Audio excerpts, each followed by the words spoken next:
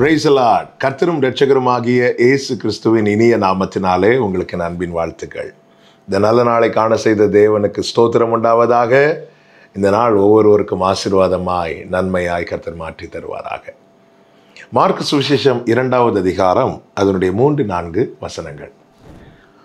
அப்பொழுது 4 பேர் ஒரு திமிர்வாதக்காரனை சுமந்து கொண்டு அவரிடத்தில் வந்தார்கள்.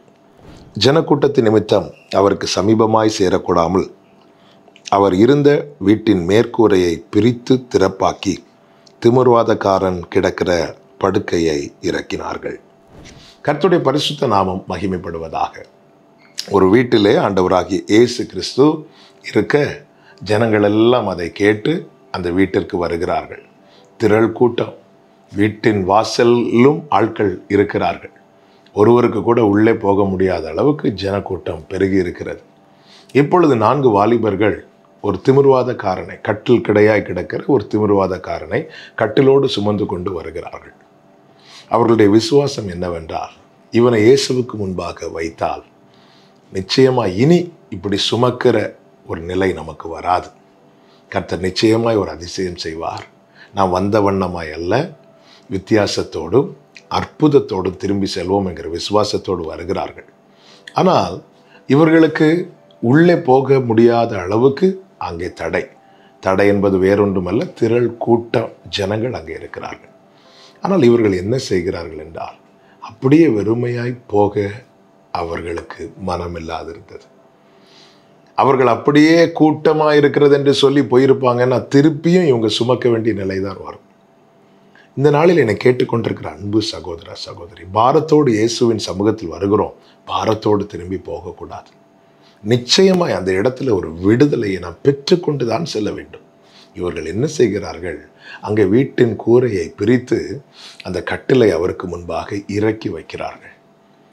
காரணம், இவர்களுக்கு அப்படியே வந்த வண்ணமாய் திரும்பி போக மனமில்லை. நிச்சயமாய் ஒரு வித்தியாசத்தை கண்டு தேவனிடத்திலிருந்து ஒரு நன்மையை பெற்று கொண்டு தான் செல்ல வேண்டும் என்கிற காரியத்தில் உறுதியாக இருந்தார்கள். இந்த நாளில் என்னை கேட்கிற ஒவ்வொருவருக்கும் சொல்லுகிற நற்செய்தி இதுதான். ஆண்டவர் சமூகத்திலிருந்து பெற்றுக்கொண்டு தான் செல்ல வேண்டும் என்கிற காரியத்தில் நீங்கள் உறுதியாக இருப்பீர்களே ஆனால் தடை உங்களுக்கு ஒரு விஷயமாகவே இருக்காது. நிச்சயமாய் அது நடுவிலே ஒரு மார்க்கத்தை, ஒரு வழியை கர்த்தர் உங்களுக்காக வைத்திருப்பார்.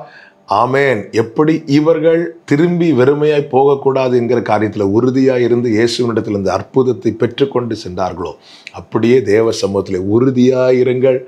அநேக நேரத்தில் சிந்தையில் தடை வரும், நம்முடைய சூழ்நிலையில் தடை வரும். உடனே நம்ம என்ன பண்ணோம்? இன்றைக்கி ஜெபம் பண்ண வேண்டாம், நாளைக்கு பார்த்துக்கலாம், இன்றைக்கி ஜெபம் பண்ண முடியலை, இப்படி சொல்லி நாம் திரும்பி போய் விடுகிறோம். வந்த வண்ணமாகவே, அதாவது என்ன சுமந்து கொண்டு வருகிறோமோ அப்படியே திரும்பி போகிறோம். இல்லை பிரியமானவர்களே, தேவ சமூகத்தில் இருக்க உங்களுக்கு தடை வருது என்றாலே புரிந்து கொள்ளுங்கள், இது அற்புதத்தின் நாள். உறுதியாயிருங்கள். கர்த்தர் ஒரு வாசலை உங்களுக்காக வைத்திருப்பார். நிச்சயமாய் சுதந்திரிக்க பண்ணுவார். ஜெபிக்கலாமா? எங்கள் நல்ல தகப்பனை, இரக்கமுள்ள பிதாவே, இந்த நாளில் எங்களோடு பேசி உணர்த்தின கிருபைகளுக்காக நன்றி. பல நேரங்களில் ஒவ்வொரு காரியத்தையும் காரணமாய் சொல்லி நாங்கள் வந்த வண்ணமாகவே திரும்பி போகிறோம். அப்படி இருக்கக்கூடாது என நீர் இந்த நாளில் எங்களோடு பேசி உணர்த்தினீரே. அந்த 4 வாலிபர்கள் உறுதியாக இருந்தார்களே ஆண்டவரே, அதே போல் நாங்கள் உறுதியாக இருந்து உங்களுடைய சமூகத்திலிருந்து அந்த மாற்றத்தையும் அந்த அற்புதத்தையும் நாங்கள் காண பெற்றுக்கொள்ள எங்களுக்கு கிருபை தாரும்.